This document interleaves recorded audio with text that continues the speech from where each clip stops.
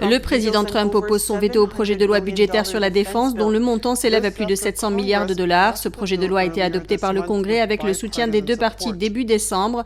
Trump affirme que ce projet de loi fera passer les intérêts de l'ordre établi de Washington avant les intérêts du peuple américain. Dans un communiqué, il affirme que le projet de loi n'apporte pas de changement significatif à la section 230 qui protège les sociétés Internet en cas de poursuite judiciaire en lien avec le contenu de leurs utilisateurs. Cette clause est de plus en plus controversée. Les critiques la jugent permissive vis-à-vis des politiques de censure abusive des géants de la technologie comme Twitter et Facebook. Le Congrès envisage de voter la semaine prochaine pour passer outre le veto. Les principaux législateurs démocrates ont approuvé la demande du président Trump concernant les chèques de 2 000 $ pour soutenir les Américains. Le président avait menacé d'opposer son veto s'il n'augmentait pas le montant de la subvention. Nancy Pelosi et Chuck Schumer ont décidé de relever le montant des chèques de relance économique à 2 000 $. Pelosi a tweeté « Les républicains ont refusé à plusieurs reprises de préciser le montant que le président souhaitait pour les chèques de relance. Finalement, le président a approuvé le montant de 2 000 $. Les démocrates sont prêts à soumettre cette question au consentement unanime à l'Assemblée cette semaine. Faisons-le. » Schumer a tweeté « Nous avons passé des mois à essayer d'obtenir des chèques de 2 000 $, mais les républicains ont bloqué. Trump doit signer le projet de loi pour aider les gens et maintenir un gouvernement engagé et nous sommes heureux de proposer l'aide dont les Américains ont besoin. » Mardi, le président a menacé d'opposer son veto au projet de loi sur les dépenses et la relance. Le Congrès a débloqué beaucoup d'argent pour les pays étrangers, les lobbyistes et les intérêts particuliers, tout en accordant le strict minimum au peuple américain qui en a besoin. Ce n'était pas leur faute. C'était la faute de la Chine. Selon lui, avec toutes les dépenses inutiles, chaque contribuable américain ne bénéficie que de 600 $ sur les 900 milliards de dollars du plan. Je demande au Congrès d'amender ce projet de loi et d'augmenter le montant ridiculement bas de 600 à 2 000 $ ou 4 000 $ pour un couple. Je demande également au Congrès de se débarrasser des éléments inutiles et coûteux de cette législation. Trump a fait état de centaines de millions de dollars destinés à l'armée égyptienne, au Cambodge, à la Birmanie et au programme de promotion de l'égalité des sexes au Pakistan. Il a déclaré que les législateurs doivent lui envoyer un texte de loi pertinent, ajoutant qu'il sera soumis à l'approbation de la prochaine administration et qu'il sera peut-être à la tête de celle-ci.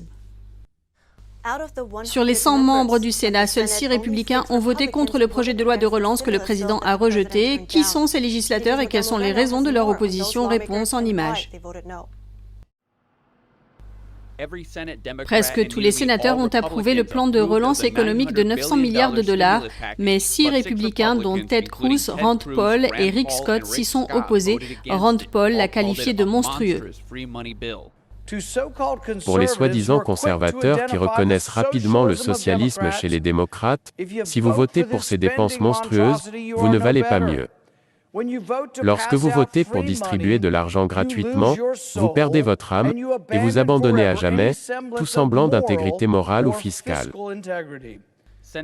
La sénatrice Marsha Blackburn a également voté contre, déclarant à Fox News que c'est une porte ouverte au socialisme.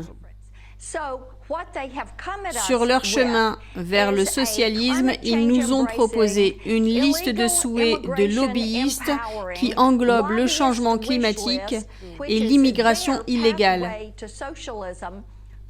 Les sénateurs Mike Lee et Ron Johnson ont rejoint la résistance. Lee affirme que ceux qui l'ont approuvé n'ont pas lu le document de plus de 5000 pages, vu le retard avec lequel ils l'ont reçu, c'est-à-dire la veille du vote. Il dit que les projets de loi comme ceux-ci devraient être bien compris et traités par les représentants des citoyens avant d'être soumis au vote. Le projet de relance a été jugé ridicule par les critiques, y compris par le président Trump, qui lui reproche de financer des musées fermés et d'autres actions sans rapport avec le virus du PCC. Joe Biden vient d'annoncer son choix de candidat pour le poste de ministre de l'Éducation. Joe Biden a annoncé qu'il avait choisi Miguel Cardona comme secrétaire d'État à l'Éducation. Aujourd'hui, je suis heureux de vous annoncer que nous avons un candidat, le Dr Miguel Cardona. Tout comme les autres candidats désignés pour mon cabinet, il est brillant, qualifié et expérimenté. Cardona affirme qu'il voit l'éducation comme une échelle sociale. En tant que bilingue et ayant grandi dans 2 cultures, je suis aussi américain que les apple pie, le riz et les haricots. Pour moi, l'éducation a été le grand niveleur. Cardona a débuté sa carrière comme enseignant à l'école primaire. En août 2019, il a été choisi par le gouverneur du Connecticut comme délégué pour l'éducation. En 2020, Cardona a supervisé une initiative gouvernementale visant à intégrer dans les lycées des cours d'études afro-américaines, latino-américaines et portoricaines. Ses objectifs d'enseignement sont d'analyser comment la race, le pouvoir et les privilèges influencent l'accès de certains groupes à la citoyenneté, aux droits civiques et au pouvoir économique. Selon le journal Free Bacon, un groupe d'experts a participé à l'élaboration de ce programme. L'un des membres est à l'origine d'une organisation qui enseigne aux étudiants que l'individualisme, la compétitivité, la politesse, la méthode scientifique, la planification de l'avenir et le noyau familial sont des valeurs de la culture blanche. Le président Trump a tenu des discours à l'encontre de la théorie critique des races, en affirmant que c'est une propagande anti-américaine qui divise les gens. Il a signé un décret pour une éducation patriotique à l'école. Certains disent que l'administration Biden, avec son nouveau choix, va à l'encontre de l'initiative de Trump. Suite à la récente fuite de données du Parti communiste chinois, nous apprenons maintenant que des centaines de membres du Parti communiste chinois font partie des départements chinois de grandes entreprises américaines. Des rapports indiquent également que des centaines de membres du Parti communiste chinois ont également été intégrés dans de grandes entreprises au Royaume-Uni. Des fuites émanant de membres du Parti communiste chinois montrent que de grandes entreprises américaines comme IBM, PepsiCo et 3M abritent des unités du Parti communiste chinois en Chine. La liste de près de 2 millions de membres révèle l'ampleur de l'influence du Parti communiste chinois sur les entreprises internationales. L'analyste spécialiste de la Chine Bill Gates a déclaré que le Parti communiste chinois est comme un système de type mafieux. Ils peuvent utiliser les informations obtenues au sein des entreprises ou des gouvernements étrangers. Et ils savent comment mettre tout cela en commun.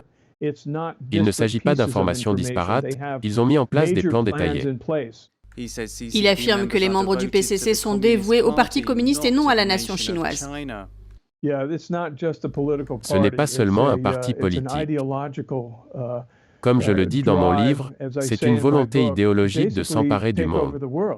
La liste montre que IBM compte plus de 800 membres du Parti communiste chinois et au moins 24 branches de parti. 3M compte 230 membres du Parti communiste chinois et 5 unités du parti, alors que PepsiCo compte 45 membres du Parti communiste chinois dans une unité. Le régime chinois exige que toute organisation comptant au moins 3 membres du Parti communiste chinois forme une branche du parti, et les médias d'État affirment que 70% des entreprises étrangères en Chine ont une unité du parti.